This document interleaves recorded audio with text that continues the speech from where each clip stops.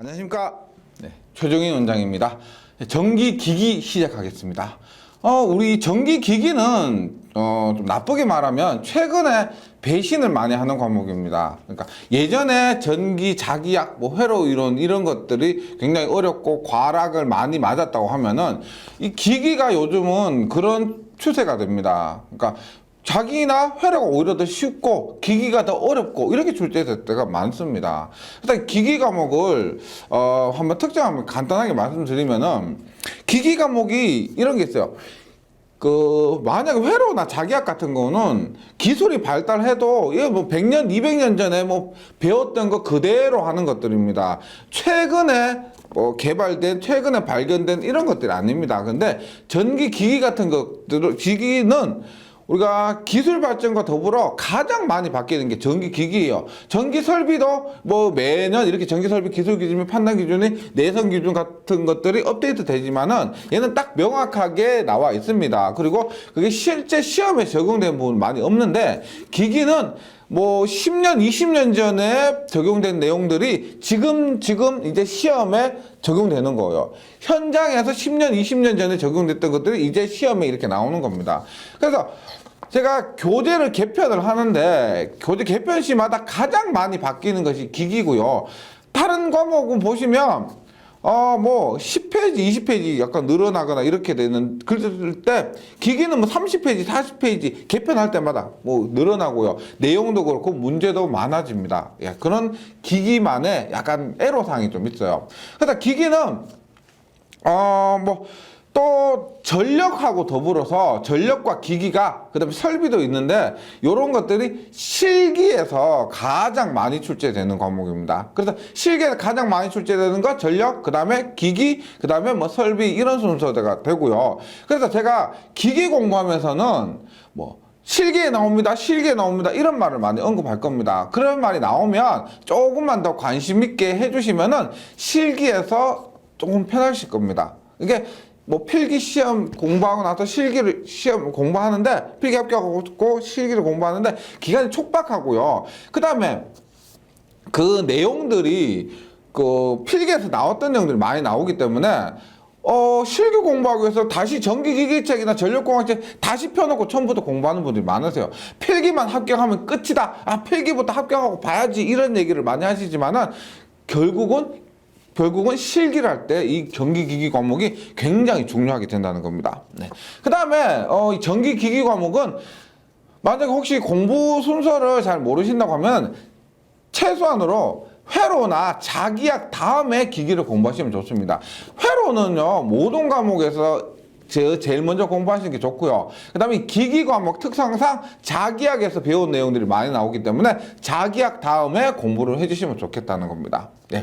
그리고 간단하게 기기 같은 거 공부 방법을 한번 말씀드리면 기기는 있죠. 지금 차례를 보시면은 5개밖에 없습니다. 직류기, 동기기, 변압기, 유도기, 정류기 5파트예요. 다른 과목들 10몇 장까지 있는데 얘는 5파트밖에 없습니다. 근데 그것이 5파트밖에 없기 때문에 좋을 수도 있습니다. 좋을 수도 있는데 어떻게 보면 조금 더 깊이 들어갈 수가 있다는 거예요. 실제로 대학교에서도 배울 때 전기 기기 과목이 어려운 게 맞습니다. 이게 자기나 회로나 이런 부분들이 조금 깊이 있게 들어가기 때문에. 그런데 이 전기기기에서 가장 포인트는 뭐냐면은 용어입니다. 전기기기는 용어 싸움이에요. 용어를 반대로 말씀드리면 용어를 많이 알고 이 용어가 이해가 되면은 그만큼 풀기가 쉬워요. 우리가 다른 과목만큼 계산 문제가 많지가 않습니다. 기기가 전력보다는 조금 많지만은 회로나 자기보다는 계산 문제가 굉장히 적어요. 그만큼 말 문제가 많다는 겁니다. 말 문제를 많이 맞추기 위해서는 용어를 굉장히 많이 숙지를 하시고 이 용어가 무슨 뜻인지를 정확하게 파악을 하셔야 되겠습니다. 그 다음에 기기에 대해서 대략적인 이해 같은 것도 해주시면 좋고요. 그 다음에 기기가 제가 처음에 말씀드렸듯이 최신 유형은 맞추기가 어려운 게 사실입니다. 왜냐면 이게 계속 관연도에서 나오던 문제는 말만 보면 그냥 포인트만 보면은 예를 들어서 뭐 전기자 반작용 보상고사 이런 것들은 말 한마디만 보면 단어 하나만 보다 맞춰주는 문제가 있는데 그에 반해 새로 나온 유형들은 굉장히 맞추기 어렵습니다. 저도 이런 새로운 유형을 만약에 접하려면 그 인터넷 구글에 접하고 교재를 보고 이렇게 해서 찾아봐야 돼요. 그 정도로 최신 문제를 맞추기 어려운 경향이 있기 때문에 이 교재에 나왔는 문제만은 최소한 이 교재에 나왔는 문제만은 맞춰주셔야 돼요.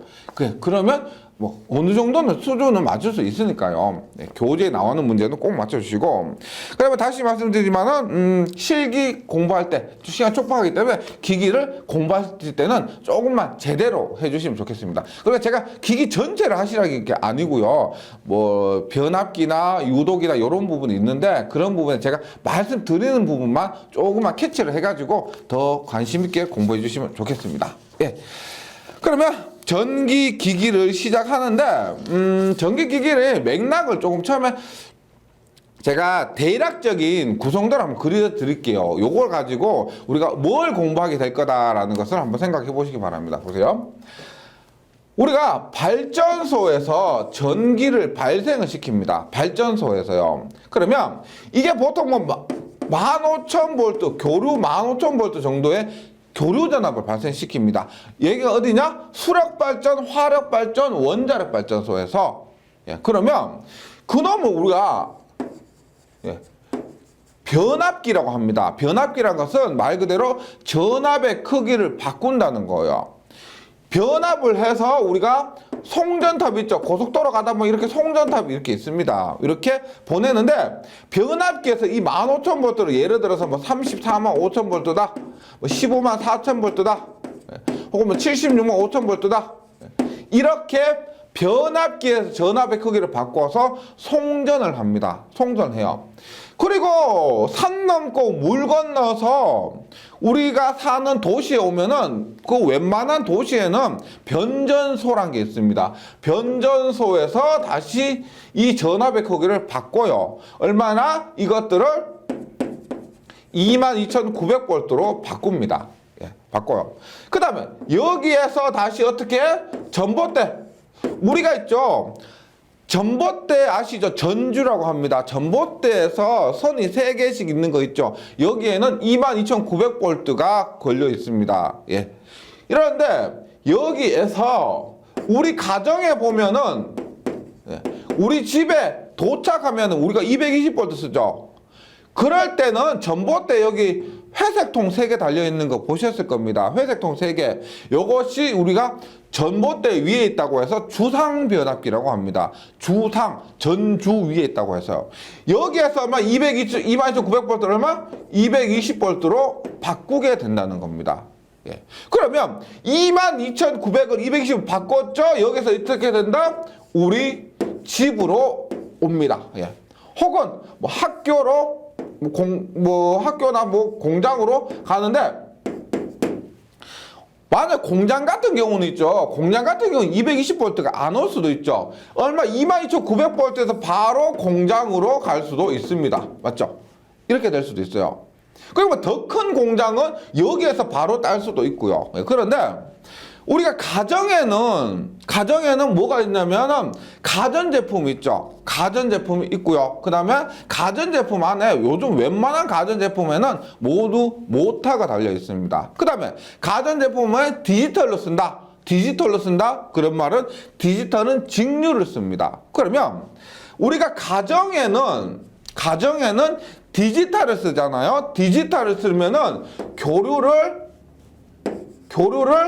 직류로 바꿔야 됩니다. 교류를 직류로 바꿔야 돼요. 그 다음에 뭐 대표적으로 냉장고나 선풍기 안에는 이런 모터가 들어갑니다. 모터가요. 그 다음에 학교에도 그렇고 공장에도 그렇고 이런 모터가 들어간다는 거죠. 모터가 들어가요. 그러면 전기기기는 뭘 배우느냐면은 전기기기는 이런 것들 배운 거예요. 보세요.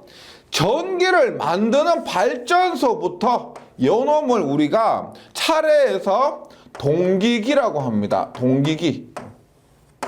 동기기요. 그 다음에 요놈을 뭐라고 하냐면 변압기라고 해요. 변압기. 전압의 크기를 바꾼다. 변압기. 예. 그 다음에 보세요. 우리가 요거 AC를 DC로 교류를 직류로 바꾼다. 이것을 우리가 뭐라고 하냐면 정류기라고 그래요. 정류기. 정류기. 그 다음에 우리가 뭐 선풍기가 있다. 혹은 뭐 냉장고가 있다. 모두 모터가 있습니다. 모터가 있는데 일반적으로 우리가 선풍기 안에 들어가는 모터를 우리가 유도 전동기라고 그래요. 유도 전동기에서 유도기 이렇게 얘기합니다. 유도기. 그리고 여기에서도 유도기고요.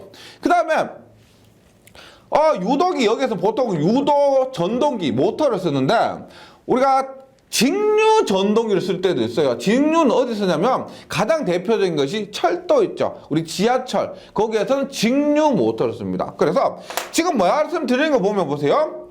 동기기 있어요. 동기기. 그 다음에 변압기. 네, 변압기. 그 다음에 여기 유도기. 네. 그 다음에 직류기. 여기 정류기. 이렇게 우리가 5가지를 배우게 된다는 겁니다. 5가지. 전기 기기에서 배울 것은 이렇게 5가지입니다. 그런데 동기기에서 요걸 수 있죠. 보세요. 동기기에서 동기 전동기와 동기 발전기가 있어요. 예. 그 다음에 유도기에도 전동기와 발전기가 있고 직류기에서 전동기와 발전기가 있습니다. 그럼 동기기, 유도기, 직류기는 모두 전동기, 발전기고 그 다음에 변압기와 정류기. 더 크게 나누면은 4가지가 되는 겁니다. 우리가 교재에서는 이렇게 5가지로 되어 있는데 더 크게 나누면은 전동기, 모터요, 발전기고 변압기와 정류기 4가지로 나눠진다는 겁니다. 이렇게 해서 우리가 동기기를 배우는 거다. 동기기를 배우는 거고 요것을 좀 기억을 해주셨다가 요걸 그냥 외우지 마시고요. 대략적으로 기억을 해주셨다가 발전기다. 발전기는 동기기였다. 이렇게. 동기기는 발전기였다. 그 다음에 변압기고 정류기도 있고 유도기, 직류기 등이 어떤 곳에 사용됐더라는 것을 대략적으로 알고 가시면은 요것만 조금 아셔도 공부하기 더 수월하실 겁니다. 예, 그렇고 차례를 거쳐서 이제 본격적으로 네, 직류기를 시작을 하겠습니다. 직류기요. 보세요. 직류기예요. 근데 제가 어떤 과목을 공부하든지 일장이 가장 오래 공부합니다. 오래. 특히나 전기기기가 더 심해요. 왜 그러냐면은 지금 제가 직류기를 하고 있는데 앞에서 말씀드렸지만은 직류 전동기 발전기가 있고 유도 전동기 발전기가 있고 동기 전동기 발전기가 있습니다. 그럼 그 용어들이 있죠. 다른 게 아닙니다. 제가 처음에 강조드렸죠. 이 전기 기기 과목은 용어와의 싸움이에요. 용어를 내가 얼마나 많이 아느냐가 전기 기기 과목을 잘하느냐 못하느냐를 판단할 수가 있습니다. 그랬을 때 1장에서 쓰는 용어들, 1장에서 배우게 될 용어들이 1장에서 쓰고 끝나는 게 아닙니다. 동기기를 가든 변압기, 유도기를 가든 계속 따라온다는 거예요. 요것들이 1장에서 배우게 되는, 1장에서 처음 배우게 되는 거예요. 물론 2장, 3장에서 처음 나눈 그 용어들도 있지만은요, 우리가 직류기 여기에서 대략적인 그런 용어들을 배우기 때문에 1장에서 조금 시간이 걸리더라도 꼼꼼하게 해주시기 바랍니다. 네, 그럼 봅니다. 일단 직류 발전기, 직류 전동기가 있어요. 직류 발전기, 직류 전동기가 있습니다. 근데 먼저 기억하셔야 될 거 있죠. 얘들은 보세요. 구조가 같다는 겁니다. 구조가 동일하다. 요거 먼저 기억해 주세요. 무슨 말이냐면 보세요. 제가 이것은 직류기는 아닙니다. 얘는 우리가 삼상 유도 전동기라고 그래요. 삼상 유도 전동기, 유도기예요. 유도기인데 보세요. 얘를 떼보면은 이렇게 되어 있습니다. 이렇게 회전하는 것과 이렇게 고정되어 있는 것들이 있어요. 나중에 설명드릴 건데 보세요. 얘가 전동기이기 때문에 보세요. 여기에 전기를 꼽잖아요. 전기를 꼽으면 얘가 이렇게 돌아가요. 전기를 꼽으면 돌아갑니다. 이게 뭘까요? 전기를 꼽으면 돌아가는 거 우리 집 선풍기도 그런데 모터죠, 맞죠? 모터입니다. 그런데 전기를 넣으면 돌아가는 것처럼 보세요. 만약에 내가 손으로 이렇게 돌려주잖아요. 그러면 얘가 전기가 나가요. 그러니까 똑같은 기계에서 전기 넣어주면은 돌아가고 전기 넣어주면 힘이 발생하고 혹은 내가 힘을 주면은 전기가 발생하는 겁니다. 구조가 똑같다는 거예요. 요거를 염두에 두셔야 됩니다. 전동기, 발전기 구조 똑같다. 이렇게. 예. 요거 기억을 해주시고요. 그럼 보십니다. 직류기의 원리 한번 볼게요. 직류기. 왜 직류기냐? 보세요. 직류기 DC 머신이에요. DC 머신. 머신은 우리가 기계란 거죠. 기계인데 전기에서는 기계라 하지 않고 기계와 구분하기 위해서 기기라고 한 겁니다. 전기기기, 원래 전기기계인데 우리가 실제 기계 있죠. 기계과에서 하는 기계와 구분하기 위해서 기기라고 하는 겁니다. 얘는 직류기는 직류 발전기의 직류 전동기를 말하면 직류 발전기는 기계 에너지를 전기 에너지로 변화시키는 것이고 직류 전동기는 반대로 전기 에너지를 기계 에너지로 변화시키는 회전 기계입니다. 이게 뭐 시험에 나오진 않을 거예요. 왜냐하면 너무 기초적인 것이기 때문에 그렇습니다. 보세요. 다시 마음을 비우시고 보세요. 내가 전기를 줬는데 돌아간다. 전동기죠, 맞죠? 전동기입니다. 근데 내가 가만히 있는데 내가 손으로 돌리든 뭐 물을 떨어뜨려서 돌리든 석탄을 태워서 전기를 만들어서 돌리든 우리가 원자력을 통해서 돌리든 간에 어떤 힘을 줘서 돌아가면은 그것은 전기를 발생시키는 겁니다. 이것이 발전기가 되는 거예요. 발전기가 되는 겁니다.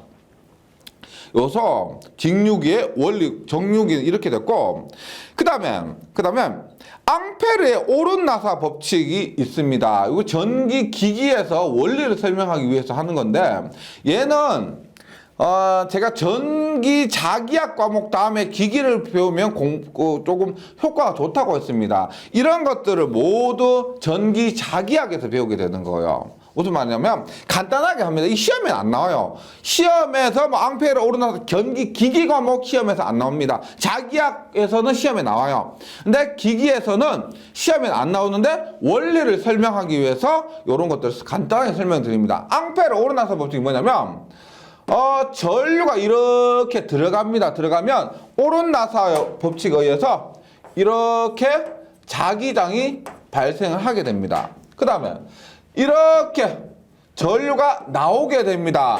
나오게 되면 앙페르 오른나사 법칙에 의해서 자기장이 이 방향으로 보시면 들어가는 방향과 전류가 들어가고 전류가 나갈 때 자기장 노란색이에요. 이 방향이 반대가 되는 걸 알 수가 있습니다. 그 다음에 더 중요한 거는 실제 이것보다 전기기기에서는 전자석이라고 있어요. 전자석. 보세요. 이렇게. 예, 이렇게 있고 전류가 이렇게 들어가요. 요 위에 그림에서는 전류가 땅 속으로 들어간다 나온다였는데 지금 전류가 꼬불꼬불합니다. 꼬불꼬불하게 되면은 전류가 이렇게 앙페르 오른나사 법칙에 의하면 얘가 자기장이 이렇게 발생해요. 이렇게 발생해요. 즉 얘가 이렇게 되고 이렇게 회전을 해서 발생합니다. 그럼 얘는 우리가 자석에서 봤을 때 나가는 것이 N극이고 들어오는 것이 S극이에요. S극입니다. 이러한 것이 전자석이라 그래요. 전자석. 전자석의 원리가 이런 앙페르 오르나사 법칙에 의해서 알 수가 있다는 겁니다. 전기기기에서는 이게 굉장히 중요해요. 왜냐면은 잘 들어보세요. 지금 제가 이 모터를 들었는데 모터를 여기도 보시고 여기도 보는데 모터 안에는 자석이 없어요. 모터 안에는 자석이 없습니다. 어떻게 하느냐? 지금 얘처럼 전기를 가해서 자석을 만들어서 쓰게 됩니다. 이게 전기기기에서 핵심이에요. 실제 작은 전동기 있죠? 진짜 작은 전동기, 뭐 모터, 장난감 보트에 들어가 그런 것들 아니면 이 전동기나 발전기 안에 실제 연구 자석이 들어있는 것은 없습니다. 모두 이렇게 전자석을 만들어 쓰게 되는 거예요. 네. 요거 앙페르의 옳은 나사 법칙 기억을 해주시고, 그 다음에 요건 또 상식적인데, 플레밍의 왼손 법칙이 있어요. 플레밍의 왼손 법칙은 뭐냐면, 얘는 전동기에서 힘의 방향, 플레밍의 오른손 법칙은 발전기에서 기전력의 방향을 알 수가 있다는 겁니다. 간단하게 설명드릴게요. 보세요. 자기하고 공부하셨으면 웬만큼 이해가 되실 겁니다. 보세요. 보세요. N극, S극이에요. 얘는 지금 제가 연구 자석처럼, 우리 막대 자석처럼 제가 이렇게 그림을 그렸지만, 실제로는 앞에서 앙페르 옳은 나사 법칙처럼 이렇게 N극과 S극을 만들어서 쓴다. 이 기억을 해주세요. 그러면 이렇게.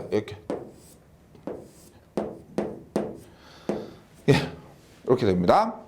그럼 얘가 도는데, 보세요. 얘가 지금 발전기예요.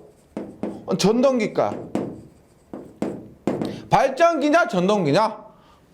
모른다는 겁니다. 모른다는 거예요. 무슨 말이냐면, 내가 만약에 힘을 줬다. 내가 이놈을 돌렸다. 그러면은 힘을 줘서 전기를 발생하면 발전기고, 내가 여기 전기를 먼저 줬어요. 전기를 꼽으니까, 전기를 주니까 얘가 돌아가더라. 힘을 발생하더라. 그러면 전동기가 됩니다. 전동기가 돼요. 그럼 보세요. 내가 만약에 발전기라고 하면은 이렇게 보여. 발전기라면 오른손 법칙에서 이렇게 펴요. 오른손 법칙에서 이렇게 펴서 N극에서 S극으로 이렇게 자기장이 발생합니다.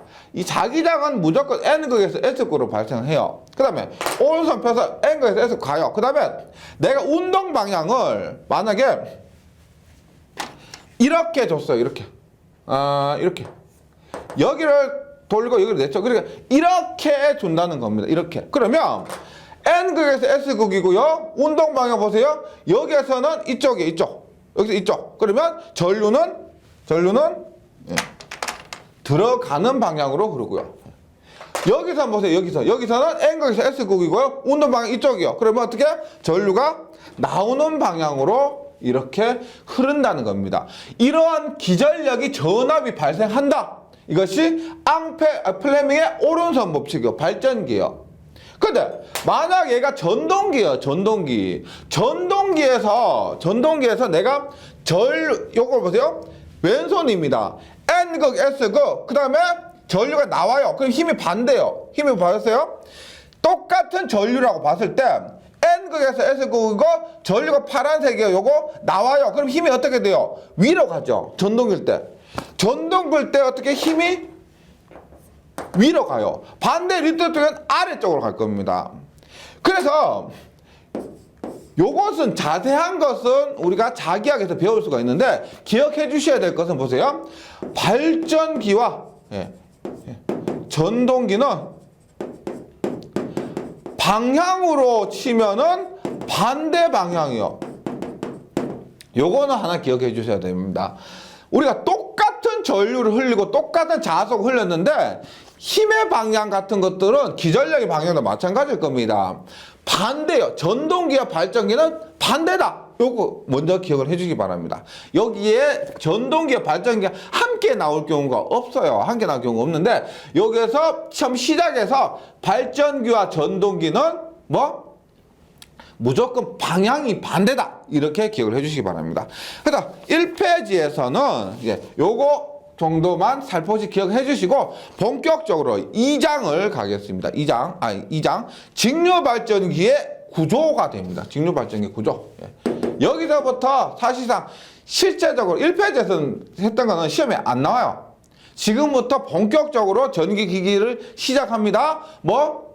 기기 용어가 처음 나오고요. 구조가 처음 나오고요. 근데 기기가 특성상 너무 깊이 있게는 못합니다. 기기 혹시 인터넷에서 한번 전기기기 모터 구조, 발전기 구조를 한번 해보시면은 굉장히 복잡해요. 너무 복잡합니다. 그래서 어느 수준 정도까지만 해주시고요. 그 이상 되시는 되는 부분은 복잡하기 때문에 좀 암기를 하고 넘어가 주셔야 되겠습니다. 네, 그래서 한번 시작할게요. 직류 발전기 구조가 됩니다. 예, 한번 봅니다. 직류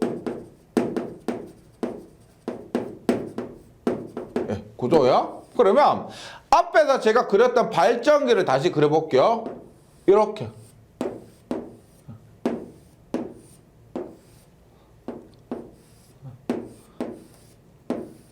이렇게 됩니다. 보세요. 네. N극의 보세요. 일단 직류 발전기예요. 직류 발전기인데 요거요. 직류 발전기에서 발전을 하려면은 반드시 필요한 것이 3개가 있습니다. 그것을 우리가 정전기라 그래요. 정전기. 예. 우리가 전기자기학에서 2장의 제목을 정전기라고 하는데 정전기라고 합니다. 보세요. 얘가 직류 발전기가 발전하려면은 반드시 있어야 되는 게 뭐가 있어야 돼요? 일단 N극에서 S극으로 자속을 발생해야 되니까 N극에서 S극으로 자속 발생시키는 것. 여기서 N극에서 S극으로 나오는 거 있죠. 눈에 보이진 않지만 이것을 우리가 자속이라 그래요. 자속. 자속이 있어야 됩니다. 그 다음에 뭐가 있어야 되느냐? 요게 있어야 돼요. 뭐냐? N극에서 S극으로 자석을 만드는데 자석만 있으면 안 되죠. 요게 손으로 내가 돌려서 돈으로 돌리든 뭘 하든 간에 전기를 실제 만드는 놈이 있어야 되는 겁니다. 여기에 전류가 흐르죠. 전기가 흐릅니다. 전기가 만들어져요. 그 전기를 만드는 놈이 있어야 되는 겁니다. 그 다음에 또 뭐가 있어야 되냐면 보세요. 여기에 나와서 요 부분에 보세요. 이렇게 만들어진 전기는 우리가 보이는 BLU 사인 세타라고 해서 교류예요. 교류. 그래서 이렇게 그냥 만든 전기는 교류전기 이렇게 됩니다. 이러한 교류전기가 돼요. 그런데 지금 우리가 배우고 있는 건 제목이 뭐예요? 이름이 뭐예요? 우리가 배우고 있는 거는 직류기입니다. 그러면 직류란 것은 이런 깔끔한 직류는 안 되더라도 최소한 이러한 직류는 되어야 된다는 거예요. 이러한 직류가 되어야 된다. 예. 이렇게 하기 위해서 만들어진 교류를 직류로 만들어주는 이것이 뭐가 있어야 된다? 정류라고 하였는데 정류자라는 것이 필요합니다. 그래서 정전기 이름 어렵지 않죠? 뭐다? 정전기에서 정은 뭐냐? 교류를 직류로 만드는 정류자가 있어야 된다는 겁니다. 교류를 직류로 만들어주는 정류자. 그 다음에 요게 뭐냐? N극, S극이요. 요거 전개부터 할게요.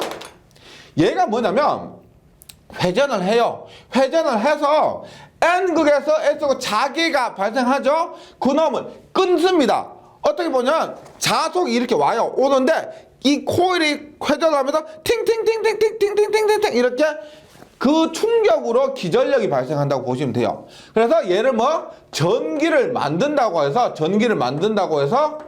전기자 이렇게 얘기를 합니다. 전기자. 전기 만드는 놈자자라고 생각하세요. 전기 만드는 놈. 네, 그래서 전기자라고 합니다. 그 다음에 우리가 무조건 자속은 있어야 돼요. 자속은 있어야 됩니다. 얘가 뭐냐면 자속을 만드는 놈, 자속을 만드는 공간, 자속을 만드는 공간이라고 해서 계자. 정전기에서 걔는 계자가 됩니다. 계자. 그래서 일단 직류기의 3요소라고 하면 전기자, 계자, 정류자 해서 정전기에 반드시 기억을 해주시기 바랍니다. 예, 이렇게. 그래서 그림을 한번 보시면 2페이지 그림을 한번 보시면 직류 발전기 구조가 있는데 위의 그림은 교류 발전기입니다. 이렇게 하면은 출력파형이 교류가 나오는데 직류기이기 때문에 이 정류자라는 놈은 직류기에만 있어요. 1장에서 다루고 나서 2, 3, 4장, 5장에서는 언급을 안 합니다. 1장에서만 다루게 돼요. 1장 초반에서만 잠시 다루게 됩니다.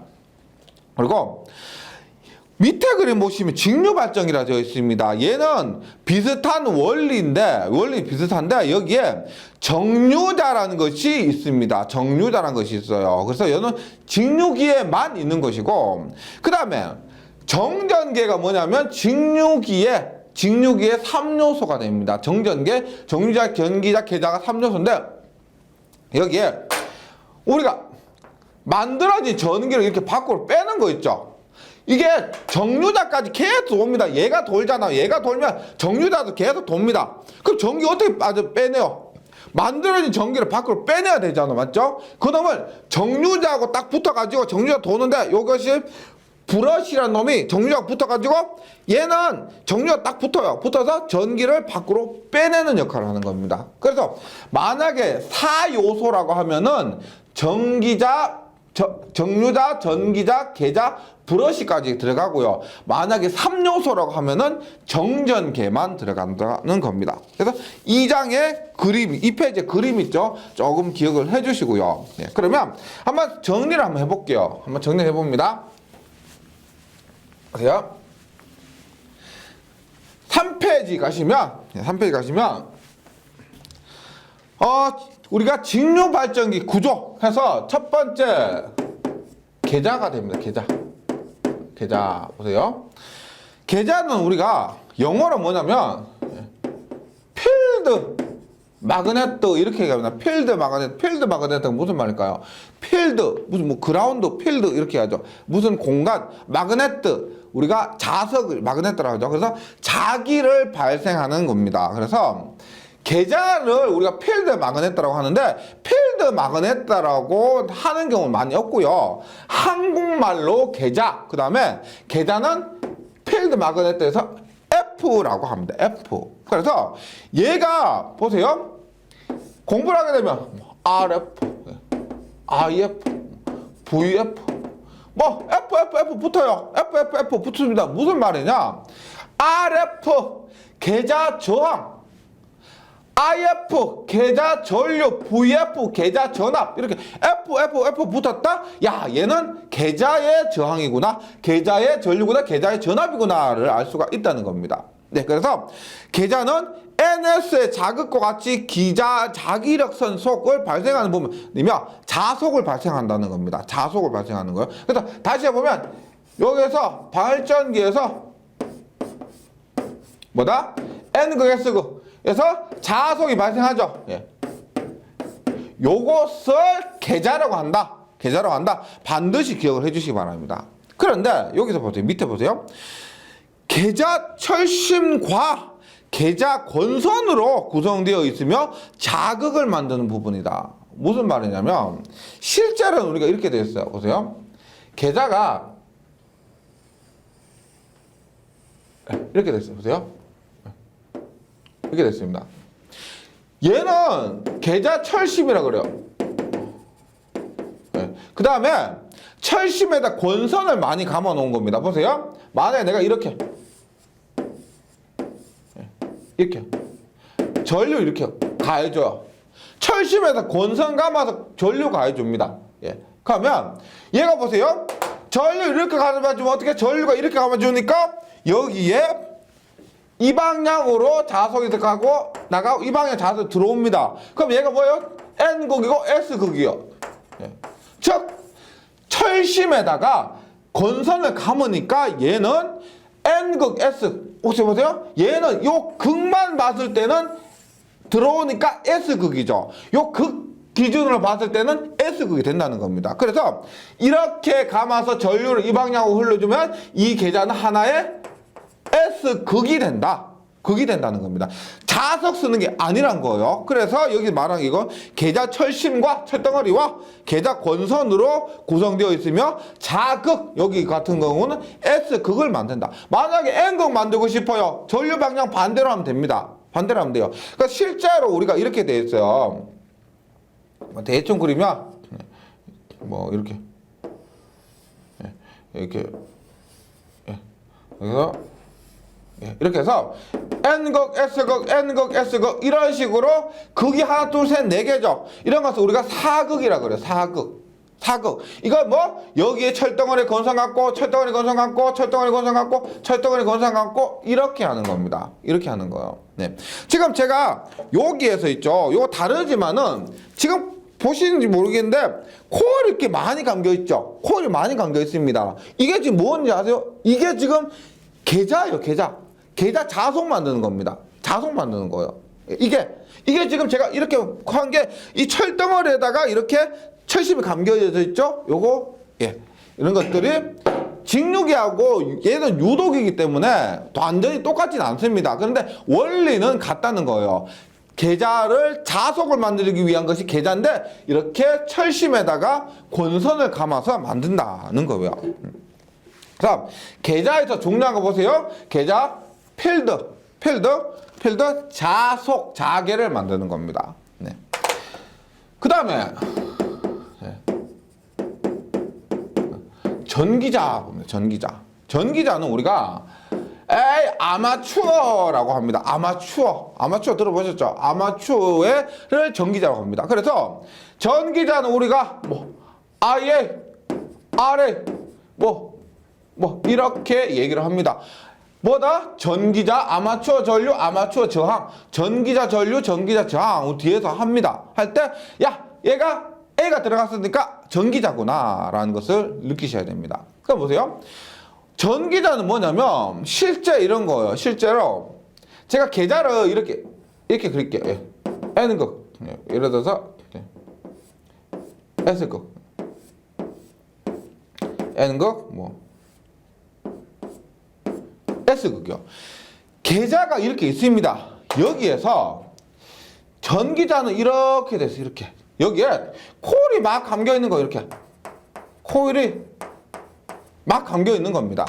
감겨서 어떻게 얘가 돌잖아요. 돌면 N극, S극 자개가 막 이렇게 있는 공간에서 얘가 도니까 전기를 이렇게 생산을 해주는 거예요. 전기를 만들어 준다는 겁니다. 이렇게 만들어주는 거예요. 그래서 이것이 계자고 가운데 있는 이것이 전기자요. 계자에서 자속을 받아서 전기자가 회전하면서 전기를 만들어내는 부분입니다. 예.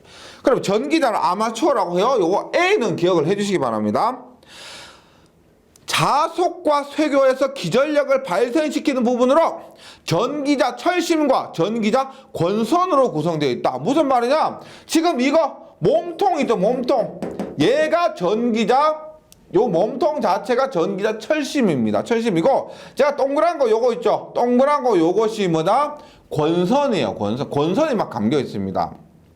권선이 감겨 있어요. 요것에서 발생되는 것이 기전력을 발생시키는데 그 기전력은 다음 시간에 말씀드리도록 하고요. 이렇게 전기자가 기전력을 발생시킨다.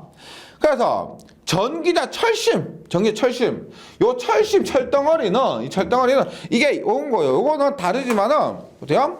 얘는 지금 철덩어리 에서 권선이 없는 겁니다. 예, 특성상 권선이 없는 건데 여기가 지금 보시면 전기자 철심이라고 똑같이 생각을 해주세요. 철심이면 요게 전기자 철심이고요. 여기에 권선이 이렇게 감겨 있다. 그러면 전기자 권선입니다. 전기 권선인데 이것이 규소 강판으로 해서 규소 함유율이 1에서 1.4%입니다. 우리 뒤에 부분 가시면 변압기는 뭐 4에서 4.5% 뭐 이렇게 되는데 직류기는 규소 함유량이 적어요. 그러니까 무슨 말이냐면 철이 98.6에서 99%. 거기에 교소가 1에서 1.4% 이 말입니다. 그것을 왜 섞느냐? 교소를 왜 섞느냐면 히스테르시스손이라고 있습니다. 히스테르시스손. 우리가 그 전기 자기학에서 배우는데 그 다음에 전기 기기에서는 변압기에서 자세하게 다룹니다. 뭐냐? 히스테르시스손이라고 해서 철덩어리에서 발생하는 열로 발생하는 손실입니다. 그놈을 줄이기 위해서 이 전기자 철심에서는 교소 함유량이 1에서 1.4%를 한다는 겁니다. 고 철심은 0.35에서 0.5mm, 0.1mm도 아니고 0.35에서 0.5mm. 혹시 요것도 보이진 않으실 건데 이것이 이제 판이 있죠. 철심이 있습니다. 철판을 따다다다다다다 엄청 작은 거 수백 장을 붙여놓은 거. 요것이 철덩어리 하나가 아니고요. 이렇게 붙여놨는데 이것을 붙여서 하나의 철덩어리를 쓴다고 해서 성층이라고 합니다. 성층. 예, 붙여서 쓴다. 이것은 왜냐면 또 자기학에서 배우는데 와류손이라는 게 있어요. 맴돌이 전류선을 감소시키기 위해서 배우는 겁니다. 이렇게 성층한다 이거예요. 예. 그 다음에 전기자의 권선을, 이 권선을 감을 때는 두 가지 종류가 있는데, 구리 모양이 동그란 거, 보통 구리 모양 동그랗게 생각하시잖아요. 맞죠? 동그란 구리선이 있고, 그 다음에 네모난 선이, 각진 선이 있습니다. 근데 작은 전류 같은 경우는 동그란 선을 쓰고요. 큰 전류 같은 경우는 네모난 선을 쓴다는 겁니다. 그래서 소전류인 경우 둥근 구리선, 대전류인 경우 평각구리선, 평각구리선이 네모나고 직사각형 모양인 이런 사각형의 구리선, 이렇게 생각하시면 되겠습니다. 전기자는 대략적으로 이렇게 됐다. 그 다음에 정류자가 있습니다. 정류자는 뭐냐면, 얘는 제가 유도기이기 때문에 정류자가 없습니다. 뭐냐면, 얘가 전기자라고 하면 여기 전기자에서 전기를 발생해요. 하면은 요거는 정류자가 아니고 베어링이에요. 베어링인데 잘 돌아가기 위한 베어링입니다. 여기에서 정류자가 이렇게 나와요. 정류자가 나와서 얘와 붙어 있습니다. 그러니까 이 전기자 권선과 정류자가 붙어 있어요. 그래서 얘가 돌면 정류자도 같이 돌아요. 정류자 같이 도는데 그놈이 교류 전기를 직류 전기로 바꿔주는 겁니다. 네. 그것이고, 정류자는 우리가 영어로 커뮤테이터라고 해서 C라고만 기억해 주시면 되는데, 전기자에 의해 발전된 기전력을 직류로 변환하는 부분입니다. 변환하는 부분이고, 브러쉬와 접촉하는 정류자 편으로 모여있다. 이거 말이 무슨 말이냐면, 이게 정류자는 전기자보다 조금 더 작아요. 작은데, 이렇게 보시는데, 이게 전기자예요. 전기자고, 여기에 콘선 이렇게 감겨 있다는 거예요. 감겨 있습니다. 감겨 있으면 얘가 이렇게 정류자로 모여요. 정류자로 모여 있습니다. 그리고 여기 정류자에서 브러쉬가 이렇게 접촉되는 겁니다. 정류자에서 브러쉬로 이렇게 접촉되는 거예요. 그러면 브러쉬에서 전기를 밖으로 이렇게 빼주는 거예요. 빼줬는데, 이 정류자가 옆에서 봐서 이러는데, 정류자가 앞에서 보면 이렇게 됩니다. 이렇게. 보세요.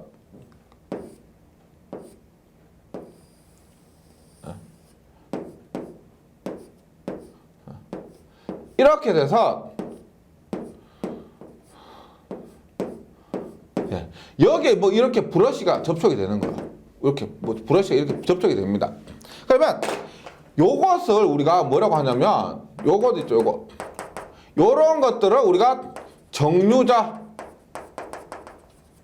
편이라고 합니다. 정류자 조각 편이라고 합니다. 이런 것들이 모여서 하나의 둥글게 요런 것을 만든다는 거죠. 그리고 요것에 우리가 정류자 편과 정류자 편 사이에 이렇게 절연물이 들어가요. 절연물이 들어갑니다. 그 정류자 편과 정류자 편을 구분하기 위해서 절연물이 된다는 거죠. 그래서 지금 말하는 것이 브러쉬와 접촉하는 정류자 편으로 모여져 있다. 이런 것들을 다 정류자 편이라고 하는 거예요. 그리고 브러쉬의 정류자 면 접촉 압력. 이 브러쉬와 정류자가 붙어 있는데요. 너무 세게 붙어 있으면 안 돌아가겠죠. 맞죠? 너무 세게 붙어 있으면 안 돌아가고, 그래서 적당하게 붙어 있어야 되는데, 그 압력이 얼마냐면 1제곱센티미터당 0.15에서 0.25가 됩니다. 1제곱센티미터당 0.15에서 0.25에 붙어서 전기를 밖으로 빼준다는 거죠. 네. 그 다음에 브러쉬를 중성축에서 이동시키는 것을 로커라고 하는데, 얘는 우리가 뒷부분에 전기자 반작용이라고 있습니다. 전기자 반작용이 다음 시간에 할 건데, 전기자 반작용에 의해서 브러쉬를 중성 쪽에서 이동시켜주는 것을 로커라고 합니다. 그래서 여기 나오는 거는 접촉 압력이나 중성 쪽에 이동시키는 로커, 이런 것들은 외우만 주시면 돼요. 더 깊이 있게 하실 필요는 없습니다. 그 다음 브러쉬는 뭐냐? 브러쉬 얘도 3요소에는 못 들어갔는데 4요소에는 들어가요. 예. 3요소에는 못 들어갔는데 4개를 고르라. 그럼 직육의 4요소라고 하면 브러쉬가 들어갑니다. 얘는 뭐냐? 정류자면 접촉에서 전기자 권선과 외부 회로를 연결하는 것으로서 접촉장이 적당해요. 너무 커도 안 되고 너무 작아도 안 되고. 정류자면 손상시키지 않도록 마모성이 적고 얘가 붙어있기 때문에요. 돌 때마다 다 따라버리면 어떻게 될까요? 그러면 금방 줘야 되죠. 그래서 마모성이 적고 기계적으로 튼튼해야 됩니다. 그래서 우리가 크게 두 가지 종류가 있는데 탄소와 흑연이 있습니다.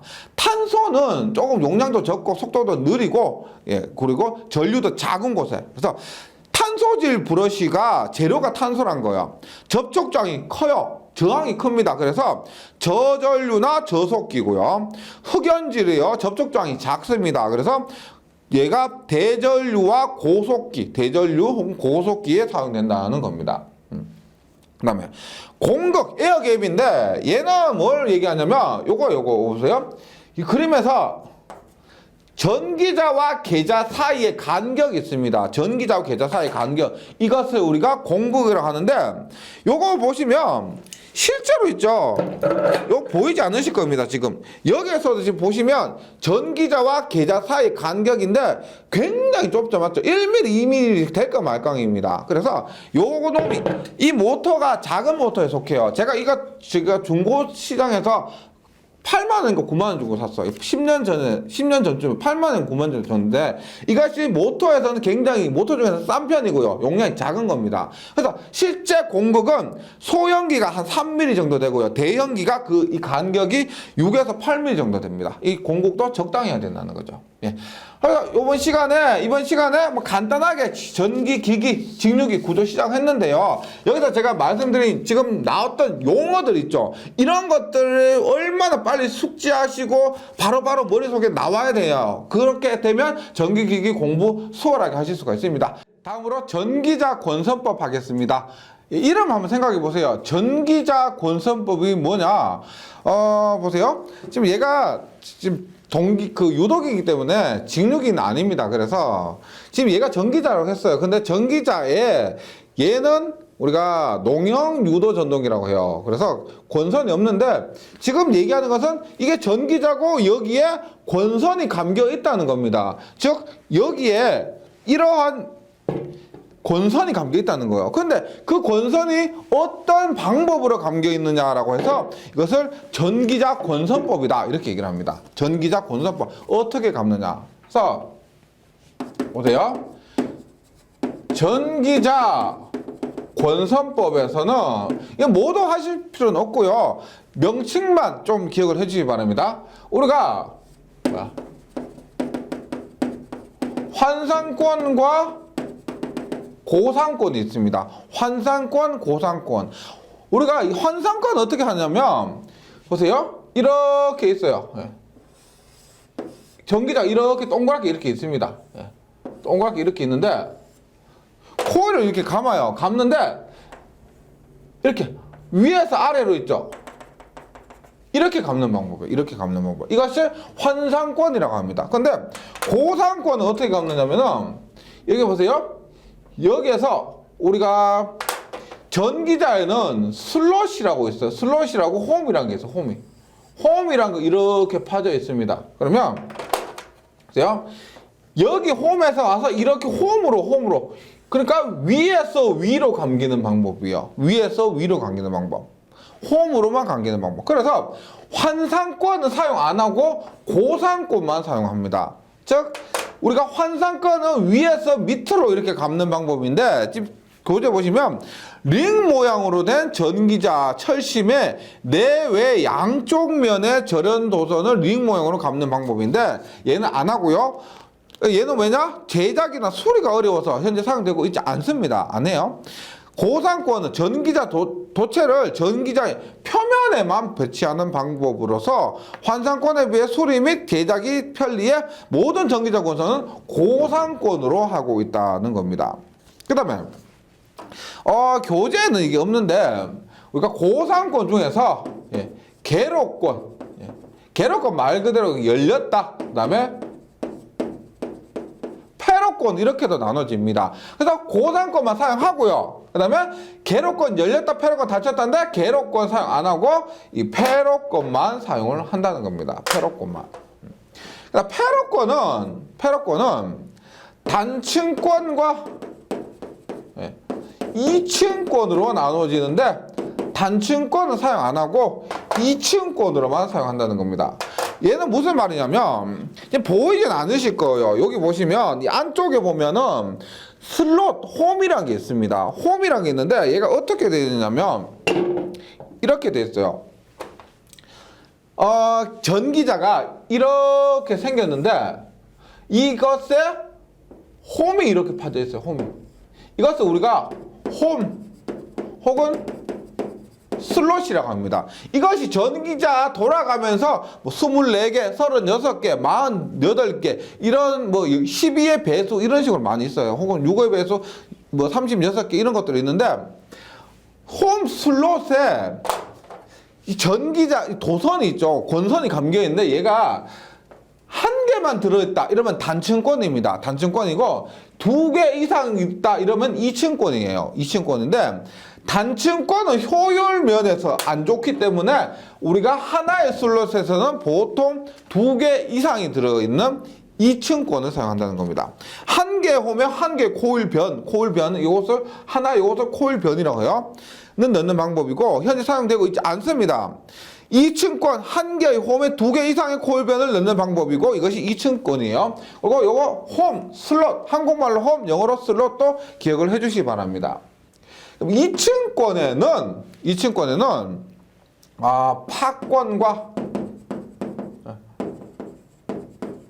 중권으로 나눠지는데 얘들은 특징은 같습니다. 이 전부 얘들은 고상권의 패로권의 2층권이라는 것은 모두 같아요. 같은 건데 다른 말로 파권은 우리가 직렬권이라 하고요. 직렬권하고 중권은 우리가 병렬권이라 해요. 병렬권.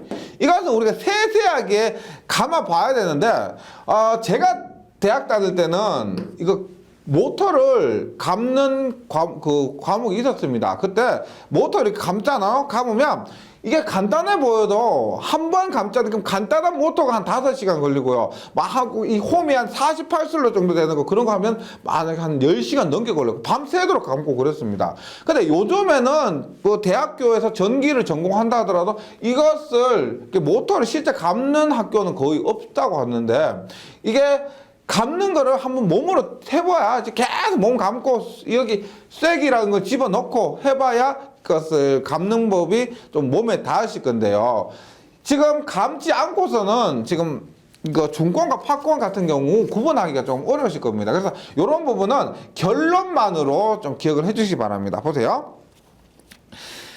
일단 중권과 파권인데 중권을 보시면 1번 정류자에서 나가서 쭉 따라가 보세요. 2번 정류자로 들어옵니다. 다시 2번 정류자에서 나가서 3번 정류자로 들어옵니다. 1번에서 2번으로, 2번에서 3번으로, 3번에서 4번으로, 1번에서 2번, 2번에서 3번, 3번에서 4번 다 2층권 맞죠? 2층권이고 두 개씩 가는데 요거 모양 보시면 교재에는 모양 자체가 병렬 모양으로 되어 있습니다. 병렬 모양으로 되어 있어서 중권은 병렬권이라고 그래요. 예, 병렬권. 그 다음에 파권을 보시면 1번 정류장 나가서 다음 S극을 거쳐서 타고 그 다음에 또 나가서 다음 S극으로 가는 거예요. NS, NS 이렇게 가는 거예요. 요것을 우리가 파권이라는데 모양 자체를 보시면 직렬로 되어 있죠. 그림에서 이렇게 되는 겁니다. 그래서 중권은 코일변의 간격이 요거는 뭐 그냥 참고해 주시고요. 중권은 병렬권이고 파권은 직렬권이고 요 정도만 기억을 해 주시면 되겠습니다. 예, 그리고 이것에 대한 특징 비교 반드시 요거는 기억해 주셔야 돼요. 중권, 파권 보세요. 일단 중권이요. 중권과 파권입니다. 파권. 예, 비교입니다. 보세요. 일단 내부 결선이 중권은 뭐라고 하냐면 병렬권이라는 겁니다. 병렬권이란 무슨 말이냐? 병렬로 된 회로가 많다 이런 거예요. 만약에 이 하나의 코일이에요. 코일이 8개다. 그러면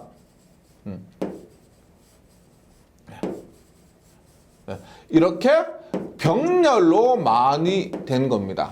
병렬권 중병파직이에요. 파권은 뭐냐면 파권은 직렬로 많이 된 겁니다. 만약에 똑같이 이게 8개라고 했을 때 파권은 병렬로 해서 무조건 2예요. 하나, 둘, 셋, 넷. 4개씩 하나, 둘, 셋, 넷. 해서 파권은 병렬 회로수가 무조건 2가 됩니다. 무조건 2고요. 그 다음에 중권은 병렬 회로수가 이렇게 많게 됩니다. 이것을 앞에서 감은 것을 그러니까 회로로 전기 회로적으로 보니까 이렇게 되더라는 겁니다. 이렇게 되더라. 그럼 보세요. 전압 전류가 이거는 돼요? 지금 전류가 하나, 둘, 셋, 넷 똑같은 10A로 하더라도 얘는 10에서 40A가 흐를 수가 있습니다. 얘는 10A로 하면 얼마? 20A가 흐를 수가 있어요. 그러면 중간이 뭐냐? 고전류, 뭐 대전류. 그 다음에 전압은 보세요. 얘가 10V씩 걸린다고 하면 20V, 10인데 병렬이면 전압이 같으니까 얘는 20V가 걸릴 수가 있습니다. 그런데 팝콘 같은 경우 10V 하면 어떻게 병렬이더라도 40V가 걸릴 수가 있다는 거죠. 그래서 중권은 고전류, 뭐 대전류로 할게요. 대전류. 네. 저전압이에요. 저전압. 네. 그 다음에 팝권은 어떻게 된다? 전류가 저전류. 네. 그 다음 대전압, 고전압. 이렇게 된다. 그냥 하나만 외워오시면 되죠. 중권은 전류가 크다. 전류가 크면 전압은 작다. 그 다음에 그러니까 파권은 어떻게 될까요? 반대니까 얘가 중권이 대전류고 얘는 전류가 적고 대신에 전압이 크다. 그래서 중권이 대전류 이렇게 했으면 돼요. 대전류 해주시면 요거 하나만 외워주시면은 우리가 중권, 파권 모두 기억하실 수가 있을 겁니다. 예, 요거요. 그 다음에 병렬 회로수에서 요 놈은 A는 P는 B, 얘는 A는 B는 E. 무슨 말이냐? 우리가 요것은 안 했지만 A를 우리가 병렬 회로수라고 해요. 병렬 회로수. 병렬 회로수가 A가 P는 뭘까? P는 우리가 폴이라고 해서 극수예요. 극수고 B가 뭐다? 브러시수. 그래서 병렬 회로수가 이게 지금 제가 4개를 했잖아요. 왜 4개냐면 이것은 극수가 4개이기 때문에 4개가 되는 겁니다. 그리고 극수만큼 브러시수를 하게 되는 거예요. 극수만큼 브러시수를 한다. 외부로 빼는 수가 4개가 되는 겁니다. 그래서 중권은 A는 P는 B, 병렬 회로수, 극수, 브러시수가 되고요. 그 다음에 팝권은 병렬 회로수가 브러시수와 같고 A와 B가 같습니다. 병렬 회로수 하나당 브러시 하나예요. 하나인데 얘는 무조건 2입니다. 무조건 2. 무조건 2. A는 B는 2가 됩니다. 요거는 반드시 기억해 주셔야 돼요. 그 다음에 균합 접속이 있는데 보세요. 만약에 여기서 사극이라고 하면은 사극이요. NS 사극이란 말은 NS 이렇게 자석이 4개란 얘기입니다. NS 그러면은 여기에 따라서 병렬 회로수도 4개가 됩니다. 그런데 얘가 4개면 여기에 전압 병렬이니까 모든 전압이 같아야 되죠. 맞죠? 그런데 코일에 이렇게 감기거나 뭐 코일 자체에 영향이거나 이런 것들에 의해서 이 전압이 같아야 되는데 다를 수도 있다는 겁니다. 다를 수도 있다는 거예요. 그렇게 되면은 전압을 같게 하기 위해서 여기에 4개 사극의 경우 병렬 회로수가 4개인데 그 전압 4개를 모두 같게 하기 위해서 균합 모선을 필요하다는 겁니다. 근데 얘는 팝콘 같은 경우는 2개밖에 없죠. 그래서 얘는 균합 모선 무조건 팝콘 병렬 회로수 2개니까 균합 모선이 필요 없다는 겁니다. 균합 모선. 그리고 극수는 지금 NS 했잖아요. 무조건 짝수밖에 존재할 수가 없습니다. 홀수는 없어요. n극 2개, s극 1개, 뭐 n극 3개, s극 2개 이런 홀수는 존재할 수가 없습니다. 무조건 짝수예요. 그래서 최소가 2극, 그 다음에 4극, 6극, 8극 이렇게 됩니다. 그래서 여기에서 2극짜리는 필요가 없고 4극부터는 전압의 크기를 갖게 하기 위해서 균합 모선이 필요하다는 겁니다. 예, 요거 기억을 해주시기 바랍니다. 네. 그 다음에 봅니다. 직류 발전기의 이론이에요. 직류 발전기 이론. 네, 보세요. 이제 뭐 구조만 하고 하는 게 아니라 실제 발전기에서 어떻게 작용하고 어떤 전압을 출력을 하고 그런 것들에 대해서 공부한다는 겁니다. 보세요. 우리가 발전기가 있는데 이 발전기의 생명은 뭘까요? 발전기 가장 중요한 건 뭐다? 얘는 전기 발생이기도 하죠. 발생입니다. 기전력이요, 기전력. 기전력을 발생하는 것이 발전기 가장 중요한 겁니다. 그럼 전동기 뭐예요? 전동기는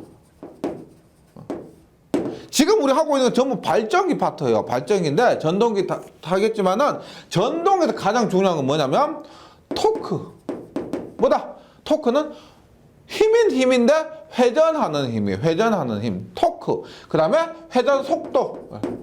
전기를 넣으면 얼마만큼 힘으로 얼마만큼 속도를 발생하느냐 이것이 가장 중요하다는 겁니다. 그래서 지금 직류 발전기의 이론이죠. 이론에서 뭘 한다? 기전력. 발전기의 생명은 뭐니 해도 기전력. 얘가 만들어내는 전압이 얼마냐 그것을 본다는 거죠. 보세요. 기전력을 E라고 합니다. E라고 해요. E인데 기전력 E에서 요 공식을 우리가 전기 자기학에서 배우는 겁니다. 그리고 이 전기기에서는 크게 상관이 없는 거예요. 보세요. B, L, V, 사인 세타입니다. 근데 각도는 삐뚤어져 있을 때는 사인 세타지만은요. 우리가 여기에서는 직류라 보고 각도는 무시하고요. E는 BLV라고 합니다. BLV 볼트. 볼트라고 합니다. 그러면 이 기전력을 만드는 곳은 어디다? 전기자입니다. 전기자. 보세요. 전기자가 이렇게 되어 있습니다. 이렇게 되어 있고 여기에 홈이 이렇게 파있어. 홈이 이렇게 파있어. 홈이 이렇게 파있어요. 그 다음에 여기도 홈 이렇게 제가 뭐 간단히 생략하고요. 이렇게 합니다. 여기에 코일이 이렇게 감겨 있다고 하고 코 이렇게 감겨 있다. 이렇게 감겨 있습니다. 보세요. 이렇게 있을 때 발생된 기전력의 공식은 BLV입니다. 뭐냐? 자속 밀도 곱하기 길이라는 거, 이 길이 이걸 얘기해요. 자속 밀도 곱하기 길이 곱하기 회전 속도요. 회전 속도. 우리가 발전기에서 생명은 기전력이기 때문에 이 과정을 한번 유도를 한번 해보도록 하겠습니다. 보세요. 일단 V는 우리가 이것도 시험에 잘 나와요. 시험에 잘 나오는데 주변 속도라고 그럽니다. 주변 속도. 여기서 V는 주변 속도라고. 주변 속도. 얘는 지금 전기자가 동그랗게 생겼죠, 맞죠? 네모난은 없습니다. 동그랗게 생겼는데 얘가 회전 속도를 하겠죠. 회전 속도를 하는데 얘가 1초 동안에 만약에 굴러갔을 때 동그란 건 계속 제자리에서 회전을 하지만 얘가 만약에 굴러갔을 때 속도로 얘기하는 겁니다. 보세요. 우리가 요놈의 지름이 얼마예요? 지름이 D라고 했을 때요. 지름이 D라고 했을 때 주변에서 속도 V는 합니다. V는 얼마다? 지름 곱하기 3.14죠. 맞죠? 파이 곱하기 D입니다. D. 그런데 주변 속도에서 1초 동안에 굴러간 속도를 말하면 여기는 N과 N이 있습니다. N은 뭐냐면 초당 회전수가 돼요. 초당 회전수. 대문자에는 분당 회전수가 돼요. 분당 회전수. 즉 얘를 우리가 RPS라고 RPM이라고 합니다. 초당 몇 회전 했느냐, 분당 몇 회전 했느냐 이렇게 얘기를 합니다. 그럼 뭐죠? 얘가 회전수가 있을 거란 말입니다. 얘가 뭐냐? 파이 D는 한 바퀴 둘레예요. 한 바퀴 둘레 곱하기 초당 회전수 하면 1초에 파이 d만큼 몇 바퀴 굴러가느냐 이게 나오는 거죠. 몇 바퀴 굴러서 직선으로 거리를 갔느냐 이 말이에요. 그러면 파이 d n 뭐다? 한 바퀴 곱하기 초당 몇 바퀴 굴렀나 이걸 얘기하는 겁니다. 그럼 얘는 뭐다? 파이 d n인데 반지름 하면 얼마예요? 파이는 d는 얼마? 2r이죠.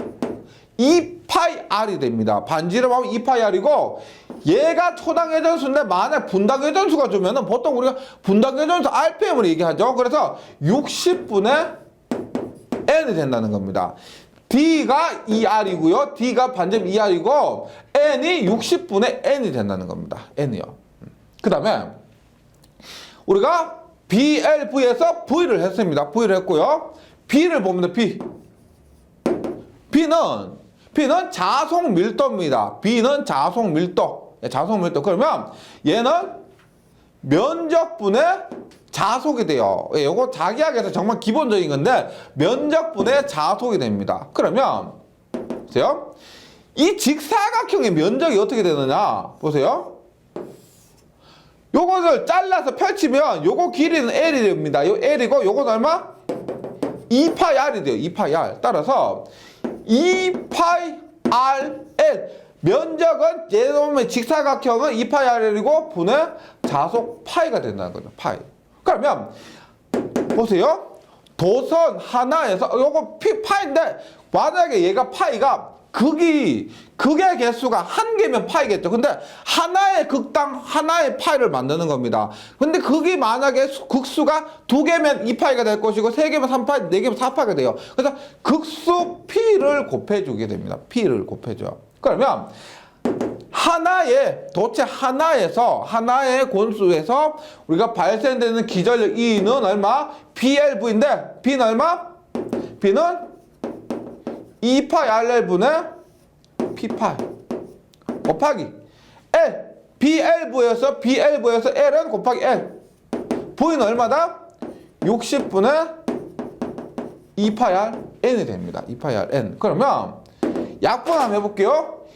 2파이 R L L 이렇게 약분되죠. 그럼 얼마가 돼요? 60분의 P파이 N이 된다는 겁니다. P파이 N. 그런데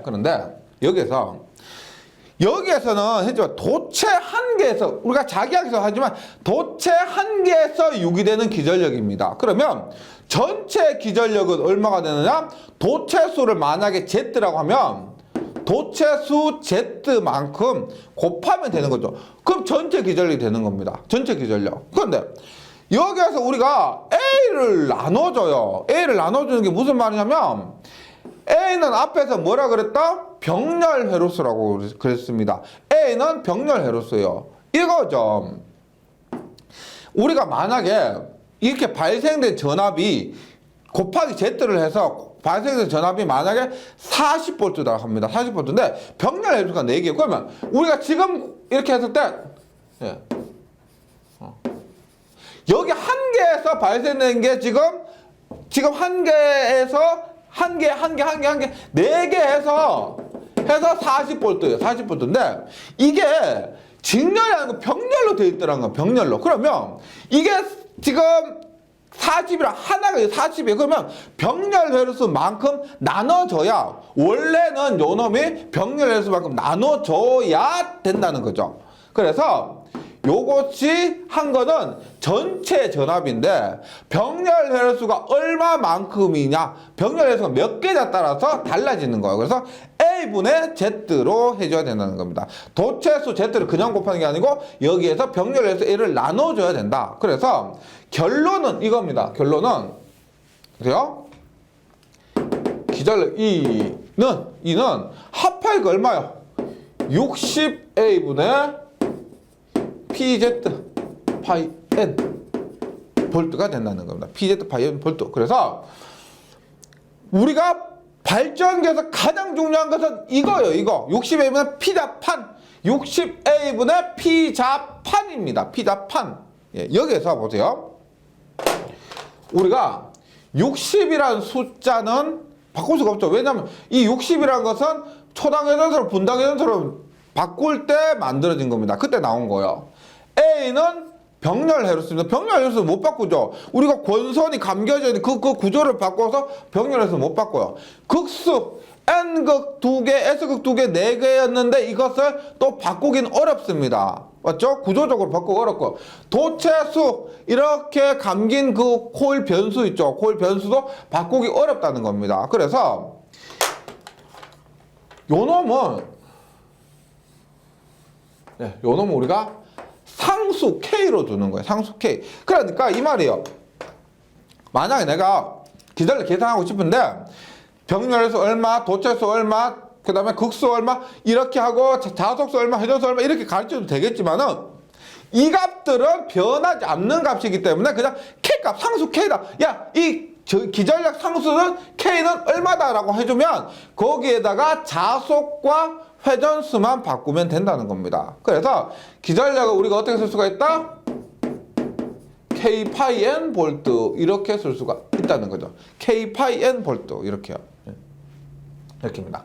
그러면 우리가 실제 이거 굉장히 중요한 거예요. 기전력은 K는 상수라고 했습니다. 자속에 비례하고 기전력은 회전수에 비례합니다. 회전수에 비례해요. 그러면 내가 만약에 발전기니까 100V 만들다가 200V 만들 수 있겠죠. 그래도 50V 만들고 싶을 때도 있을 겁니다. 그러면 전압을 조정을 해요. 전압을 조정하면 이 전압의 크기를 조정한다고 하면은 자속의 크기를 바꾸거나 회전수를 바꿔요. 회전수를 바꿉니다. 그럼 그 둘 중에 어떤 방법을 더 많이 선택하느냐면은 얘를 선택한다고. 얘를. 기전력을 바꾸는 것은 회전수는 있죠. 우리가 뭐 원동기 같은 것들, 원동기란 것이 내연기관 있죠. 기름을 부으면 우리가 회전하는 거 있죠. 뭐 우리 실제 현장에서는 많이 씁니다. 기름 가지고 뭐 기의 대표적 경운기라 생각해 보세요. 경운기고 기름 넣어서 이렇게 돌리죠. 맞죠? 그런 거로 생각해 보세요. 근데 회전수 얘도 바꾸기도 어렵고요. 회전수 자체를 바꾸기도 어렵고 실제 얘는 잘 사용하지 않습니다. 주로 기전력을 바꾸는 방법은 뭐냐? 자속 파일을 바꾸는 거예요. 파일을 바꾸는 겁니다. 그런데 파일을 바꾸는 거 왜 그러냐면 우리가 자기학에서 이런 걸 배웁니다. 계속 자기학 얘기해서 죄송한데 자기학 공부하고 나서 오는 게 조금 좋다고 했습니다. 예. 요거 파일은 BS예요. BS. 예. 자기학 공부하시는 분들은 이해가 되실 겁니다. 파일은 BS, B는 UHS입니다. UHS. H는 우리가 뭐 무한장 직선 도체 같은 경우 2파이 R분의 IS가 됩니다. 즉 전류를 조정하면 돼요. 전류를. 그럼 우리가 전류는 얼마? 전류는 저항분의 전압이에요. 즉 원리가 복잡해 보이지만은 이런 겁니다. 내가 만약에 저항을 감소시켜요. 그러면 전류가 옴의 법칙에 의해서 전류가 증가합니다. 그러면 요놈 건너뛰고요. 얘가 증가하니까 자속이 증가하게 되는 겁니다. 그럼 뭐다? 기전력이 증가하는 거예요. 결국은 이렇게 하면 됩니다. 복잡해 보여도 내가 가변 저항 같은 게 있어요. 전압도 그렇고 있지만 저항을 조절해요. 저항 딱 조정하면은 딱딱딱 거쳐서 기전력이 딱 커지는 겁니다. 만약에 저항을 증가시키죠? 얘 증가시키면 감소해서 기전력 감소되는 겁니다. 요게 가장 간편하다는 거예요. 자속을 갖고 기전력을 변화시킨다. 요거. 그 다음에 일종의 하나 공식인데 이렇게 보시면 되겠습니다. 그죠? E는 60A분의 P자판이에요. 60A분의 P자판에서 우리가 조금 전에 뭘 했냐면 중권은 A는 P는 B, 파권은 A는 B는 E 이렇게 했죠. 예, 이렇게 했습니다. 예. 어디 바로 직전 했죠. A는 B는 E 이렇게 했는데 요걸 보세요. 중권은 어떻게 돼요? A는 P죠. A는 P니까 얼마가 된다? 중권은 60분의 자판이 됩니다. 60분의 자판. P 빼고요. P 자판에서 P 빼고 자판이 돼요. 파권은 어떻게 돼요? 파권은 얼마? A는 B는 2예요. A가 2예요. 2니까 얼마? 120분의 피자판이 된다는 겁니다. 그래서 요거 단중 중권은 60분의 자판, 그 다음에 팝권은 120분의 피자판, 요렇게 해서 외워주시기 바랍니다. 뭐 외울 필요는 없죠. 요 공식에 그냥 대입만 하시면 되는 겁니다. 대입만 하시면 되니까. 그렇고 그 다음에 간혹 출제가 되는데 보세요. 전기각은 전기각, 우리가 전기에서 얘기하는 전기각은 기하각이래요. 기하각 곱하기 2분의 P라는 거예요. 2분의 P. 무슨 말이냐면 이런 거예요. 우리가 기하각이라고 해서 기계적각, 우리 실제 각도예요. 실제 각도가 있습니다. 보세요. 기하가 360도가 있어요. 360도가 있는데 만약에 2극이면 얼마가 돼요? 2극이면 전기각 얼마요? 2분의 2니까 기하각과 전기각 같죠? 360도가 됩니다. 360도. 그런데 만약에 4극, 3극은 없다 그랬죠? 4극이 얼마요? 2분의 4에서 얼마다? 720도가 됩니다. 720도. 무슨 말이냐면 우리가 이렇게 한 바퀴 돌면은 이게 얼마? 한 바퀴 돌면은 얼마? 이렇게 돌면은 360도가 맞죠? 360도가 맞습니다. 근데 기하각과 전기각 맞아요. 근데 이때는 우리가 N극과 S극이 두 개 있을 때요. N극과 S극이 두 개 있을 때입니다. 그런데 만약에 여기에 보세요. 네 개가 있다고 하죠. 네 개가. 그럼 보세요. 이렇게 뭐 N, S, N, S 이렇게 했다고 보세요. 그러면 NS가 우리가 NS 요거 하나가 360도요. NS 하나 더하면 360도입니다. 앞에서처럼 이극일 때처럼. 근데 NS 그럼 얘 두 개가 있습니다. 뭐냐? 이만큼이 반만큼이 360도, 반만큼이 또 360도요. 즉, 난 한 바퀴 돌았을 뿐인데 한 바퀴만 돌았는데 두 바퀴 돈 것과 똑같다는 겁니다. 전기적으로는. 그러니까 극수가 만약에 두 배가 되면은 난 한 바퀴 돌았는데 NS에서 두 바퀴 돈 것과 똑같다는 겁니다. 그래서 4극이면은 360도의 두 배인 720도로 돈 것과 똑같다는 거예요. 만약에 6극이 얼마? 나는 한 바퀴 돌았을 뿐인데 세 바퀴 돈 것과 같다. 뭐다? 1080도 돈 것과 같다. 이런 의미입니다. 이것이 전기각과 기하각에서 그 관계를 얘기하는 거죠. 예, 그렇게 되는 겁니다. 그 다음에 조금씩 더 나갑니다. 전기자 반작용이 있어요.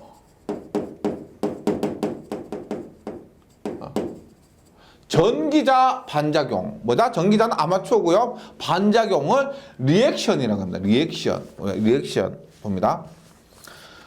얘는 일단 반작용이에요. 안 좋은 거예요. 안 좋은 거 봅니다. 우리가 예를 들어 제가 이극이라 할게요. 너무 복잡하면 어려우니까. 그리고 이렇게 전기자 이렇게 있습니다. 예를 들어 이렇게 간단하게 원리만 말씀드릴게요. 이렇게 N극에서 S극으로 얘가 뭐냐면 노란색을 우리가 N극, S극이 뭐예요? 계좌죠. 맞죠? 계좌 필드입니다. 여기에서 N극에서 S극 발생이 노란색 우리가 주자속이라고 그래요. 이것이 우리가 기전력을 만드는 데 필요한 메인 자속이 되는 겁니다. 여기에서 우리가 여기서 하면 이 전기자가 돌아서 전기를 이렇게 빼내면 돼요. 전기를 이렇게 빼내면 되는데 문제는 뭐냐? 지금 만들어진 전기 이거 있죠. 만들어진 전기가 전기자에서 전기를 만들죠. 그럼 전류가 흐르죠. 그럼 전류가 흐르면 얘가 뭘 한다? 또 자속을 만든다는 겁니다. 뭐 전류가 들어가요. 그러면 이렇게 앙페르의 오른나사 법칙에 의해서 이 파란색 자속이 생겨버린다는 겁니다. 얘가 내가 만들려고 만든 게 아니고 전기를 만들다 보니까 어쩔 수 없이 파란색 얘도 생겨버리는 거죠. 그러니까 내가 이런 거 이상적으로 이런 겁니다. 이상적으로 전기는 만들고 싶은데 뭐 이 자속은 필요 없어요. 근데 얘는 생길 수밖에 없습니다. 전기가 원래 그래요. 그러다 보니까 이 파란색 자속 때문에 뭐 주자속이 영향을 받는다는 겁니다. 이것을 전기자 반작용이라고 그래요. 너무 어렵게 생각하지 마시고 주자속이 있는데 전기자에서 만들어진 전류 때문에 이 파란색 자속이 생기고 이 파란색 자속이 주자속에 영향을 미친다. 그런데 그 영향이 좋은 건 아니라는 겁니다. 왜냐하면 얘가 없는 파란색 자속이 없도록 최적적으로 설계를 했는데 얘가 생겨버리더라는 겁니다. 근데 없앨 수가 없어요. 그래서 이놈을 전기자 반작용이라고 하는 겁니다. 명칭 보세요. 전기자 반작용, 전기자 도태 전류에 의해 발생된 기자력, 요 자속이라고 보시면 돼요. 기자력이 요것이 주자속에 영향을 주는 작용. 제가 설명드린 거 그거 그대로 기억해 주시면 되겠습니다. 그래서 영향 봅니다. 영향 보여? 일단 얘가 주자속이 감소합니다. 이것을 감소한다 해서 감소한다 자속이라고 해서 감자라고 합니다. 감자. 이 파란색이 노란색 자속을 전체적으로 감소시키게 됩니다. 감소시키는데 대형기기, 큰 기기 같은 경우는 이것이 전체 자속의 10%만큼 감소시킬 거예요. 그러니까 얘가 보통 일이 아니죠. 10%만큼 자속을 감소시키면 E는 얼마? E는 K파이 N인데 야 내가 파이가 10% 감소하니까 기전력도 10%가 감소하게 되는 겁니다. 그래서 이놈은 보통 일이 아니고 전기자 반작용을 해결 방안을 제시해야 된다는 거죠. 조금 이따 하고요. 그 다음에 편자작용. 감자와 편자가 있습니다. 편자는 무슨 말이냐면 이게 자속이 이렇게 편중한다는 겁니다. 예를 들어서 이렇게 되는 거 보세요. 지금 위쪽에는 노란색이 더해지고 파란색도 더해지죠. 그러면 위쪽은 파란색과 노란색이 더해지는 겁니다. 근데 아래쪽은 어떻게? 아래쪽 여기 같은 경우는 보세요. 이렇게 돼요. 노란색은 이쪽으로 가는데 파란색은 이쪽으로 갑니다. 그러면 위쪽으로는 더해지고 아래쪽은 빼지죠. 그러면 전체적으로 주자속이 어떻게 되냐면 이렇게 돼. 이렇게. 주자속을 이렇게 치우친다는 겁니다. 이것을 우리가 편자작용이다. 당연히 좋은 건 아니겠죠. 편자작용이 한다. 근데 이것이 발전기, 제가 앞에서 저번 시간에 말씀드렸지만 발전기와 전동기는 무조건 반대라고 보시면 돼요. 발전기와 전동기 무조건 반대입니다. 무조건 반대요. 그래서 이 편자가 발전기는 회전하는 쪽으로 치우치게 되게 돼요. 발전기는 회전 방향, 전동기는 회전 반대 방향으로 지금 치우쳐지니까 중간이 이렇게 되는데 이렇게 중간이 이렇게 치우치게 된다는 거예요. 발전기는 회전하면 회전 방향으로 치우치고 전동기는 회전하는 반대 방향으로 치우치고 이렇게 된다는 겁니다. 네. 중성축에 이동한다. 그 다음에 정류자 편 간에 불꽃 섬락이 발생한다. 불꽃 섬락이 뭐야? 불꽃이 튄다는 거야. 불꽃이 튄다. 얘는 뭐 좀 간단하게 말하면 아구가 안 맞다는 거예요. 이렇게 보세요.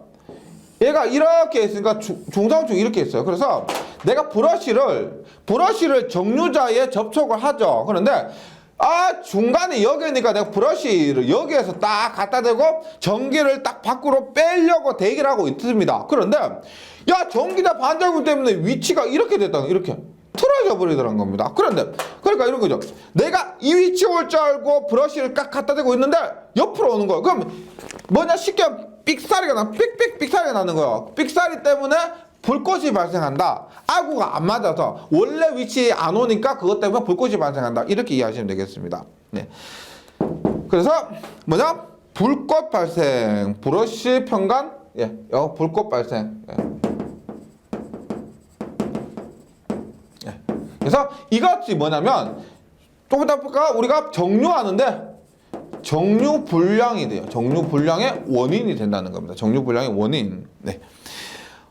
그래서 자기적 중성적 이동이나 브러쉬에서 기전력 발생으로 정류자 편간자나 불균일하게 되고 똑같은 말이 앞에서 한 것과 브러쉬 불꽃이 발생합니다. 정류불량의 원인이 된다는 겁니다. 예. 그 다음에 전기자 기자력이 있는데 기자력이라는 것은 기전력 기자력. 기전력은 전압을 얘기합니다. 기전력은 전류를 흘리는 원동력, 기자력은 자속을 흘리는 원동력을 얘기하는 겁니다. 그런데 이 기자력이, 자속을 흘리는 기자력이 그냥 전기를 발생하는 용도 외에 앞에서 했지만 감자 기자력과 편자 기자력이 있다는 거예요. 감자 기자력과 편자 기자력 한번 보세요. 우리가 이렇게입니다. 이만큼 기울어졌어요. 이만큼 기울어졌어요. 이만큼 기울어지고 각도가 이렇게 돼요. 이렇게 됩니다. 그럼 보세요. 지금 교재 보시면 네, 이렇게 됩니다. 네. 얘가 지금 알파예요. 알파. 요게 지금 베타예요. 베타. 베타요. 요것도 알파예요. 알파. 그러면 알파, 베타 더하면 알파, 베타 더하면 요거 하면 180도예요. 180도. 180도입니다. 180도 중에서 베타가 있고 그 다음에 2알파가 있다는 겁니다. 요거는 계산 문제로는 잘 안 나오고 공식 문제로 간혹 출제가 되는데, 감자 기자력은 뭐냐? 자속을 감소시키는 기자력은 EAP, E 곱하기 A는 병렬해수 곱하기 P는 극수입니다. 분의 Z는 도체수예요. 도체수고 I는 전기자 전류를 얘기합니다. 전기자 전류. I는 전류, A는 전기자죠. 그래서 전기자 전류고, 파이는 우리가 180도를 호도법으로 파이하고 180도 파이. 그러니까 즉 전체 파이 중에서 2알파만큼. 그래서 EAP분의 ZIA 곱하기 2알파만큼 얘가 뭐다? 감자를 한다는 겁니다. 감자시키는 기자력이고, EAP분의 ZIA 곱하기 파이분의 2알파 말고 나머지 베타만큼, 이만큼이 편자, 교차 기자력이에요. 교차 편자시킨다는 겁니다. 중성축을 이동시킨다. 중성축을 이동시키는 기자력이다. 이런 말입니다.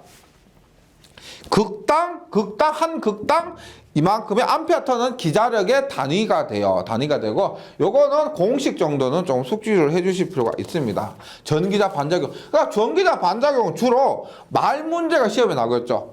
주로 말 문제가 시험에 나옵니다. 예. 그러면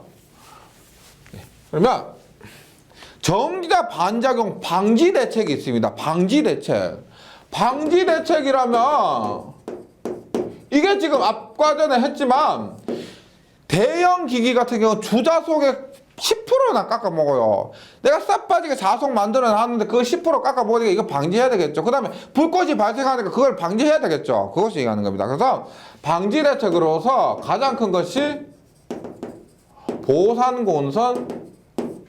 보상곤선 설치가 됩니다. 얘는 어떤 거냐면 보세요.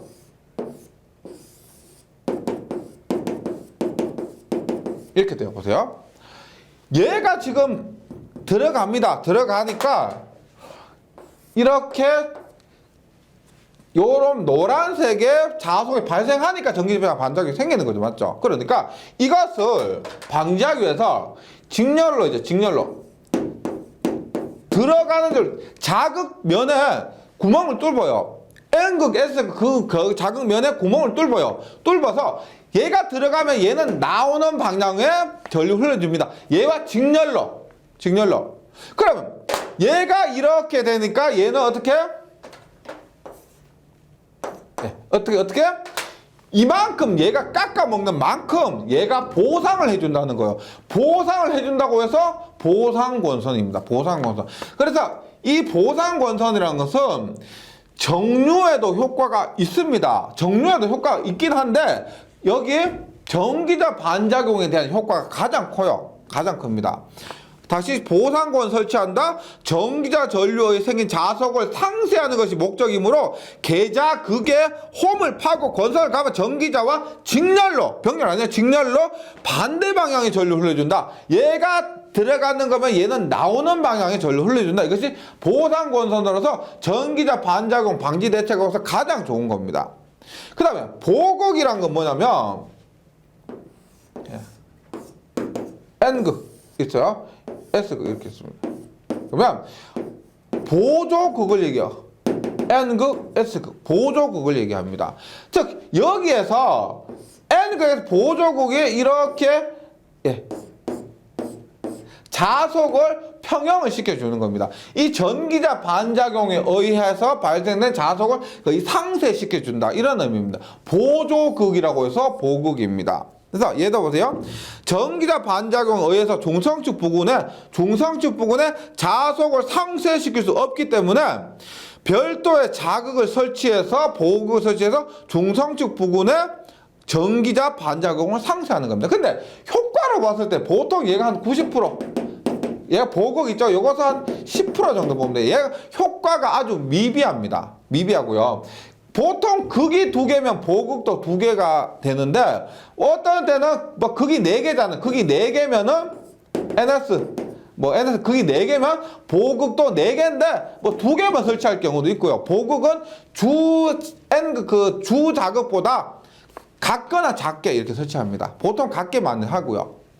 그래서 일단 효과로 보면 보상권선이 최고고요. 그 다음에 이 보극이 2번째고, 그 다음에 브러쉬 위치를 전기적 중성축으로 중성점으로 이동한다는 겁니다. 얘는 무슨 말이냐면 우리가 이렇게 되어 있는데 이렇게 되는데 얘가 뭐냐면 기계적 중성축이죠. 기계적인 중성축입니다. 그런데 전기자 반작용에 의해서 중성축이 이렇게 옮겨간다 그랬습니다. 맞죠? 이것 때문에 문제가 생겼는데 야 옮겨갈까? 어차피 전기자 반작용 생길 거니까 처음부터 여기에 보호극을 설치하자는 겁니다. 대략적으로 계산해서 예측을 해서 기계적 중성축이 아닌 전기적 중성축에 우리가 브러쉬를 설치하자 이 말입니다.